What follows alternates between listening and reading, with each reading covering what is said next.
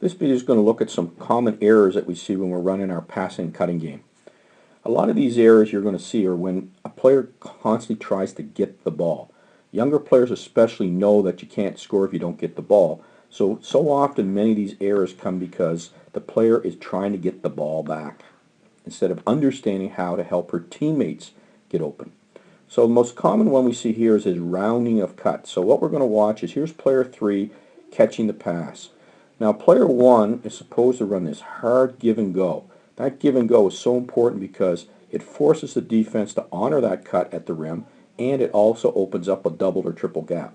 But what happens is when the defense does a good job, you can see player 1 here doing a good job jumping to the ball, the player fights and she continues to try to get over the top of this defender, and it just jams up the whole gap. I call it like an 18-wheeler truck turning in an intersection.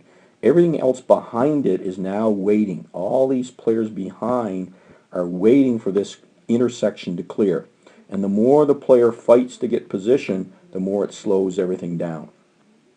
Now it's not only just that player, it's also when she exits. Now you can see instead of finishing hard and exiting, she rounds her cut.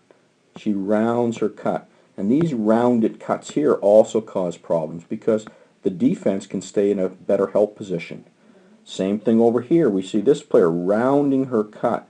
Instead of taking it to the swing where she has that back cut option, she rounds her cut and allows that defender to just ride her all the way. And again, you can notice that how we're starting to clump up in the middle. And again, you can see these players end up in this rounding cuts where we're just really clogging the whole key. And very, very difficult to play in this kind of space. Okay, the next error we often see is replacing yourself. One of the most common ones with younger players. So we see player 1 with the ball, make her pass to 2. And again, she is supposed to make that good hard cut to make that double gap. But because she wants the ball and she knows she's not going to get it on the give and go, she thinks I need to get this ball back, so she's going to replace herself back into the gap. And if she's denied, you can see that she's not open. The worst thing she can do is what she did here, is she continues to move behind the ball because she wants it. By doing that, she is just dominating this whole area of the floor, and really there's no other option but for this player 2 to make a pass. A lot of times it's one of these lob passes out to get the ball back. Well, all we've really done is gotten the ball back into the original swing area, but we've probably taken close to 10 seconds to do that. And that's just wasted time that we can't afford. The next one is running behind. Again, players wanting the ball. So on the dribble at by player 1, player 3 knows she starts to shorten the gap. So we see player 1 start to dribble. But right here, this should have been a hard back cut. And we could have made that nice backdoor pass right to the rim and had lots of chance to play in space. But what happens is because player 3 is not sure she'll get it, she continues to run behind. And what it does is gives player 3's defender 2 chances to steal the ball. And you'll see here she can get a swipe off the dribble, and then she can also get a chance to steal it off the pass. And even if 3 does catch it clean, she's caught it in a no advantage situation. It's going to take us at least one more action before we can try to create an advantage.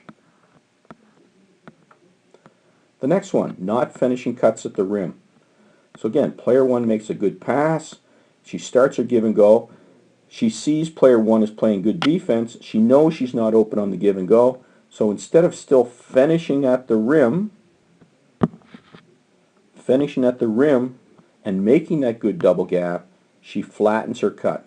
And now, as you can see, her vision is looking here. She's in no position to see what's happening, and she doesn't see that her defender is now clogging this whole middle gap that we want to try to penetrate in or cut, because she's in no position to catch the ball. Okay, so we want to make sure we flatten and then open up and see. Not anticipating as a passer. Player 1 has the ball. Player 3 runs a good blast cut from wing to swing and is open. But because player 1 was not anticipating, not prepared to pass, she doesn't pass. Now 3 is standing still waiting for the pass because she knows she's open.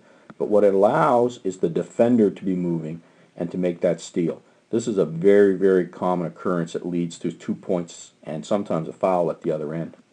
The same thing happens probably more often on the backdoor pass. So as one dribbles at, here's the perfect time for the backdoor, and we want that pass to be passed just behind the leg of that defender. So when player 3 catches it, she has lots of time to read this space at the rim and make her next decision.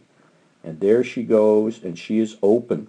But player 1 was not anticipating, and she doesn't pass until 3 is open. By now the pass is late, and you can see what happens is the help defense can get there too soon. So we want to make sure we're anticipating those passes.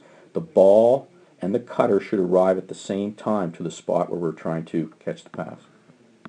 The next one is over dribbling.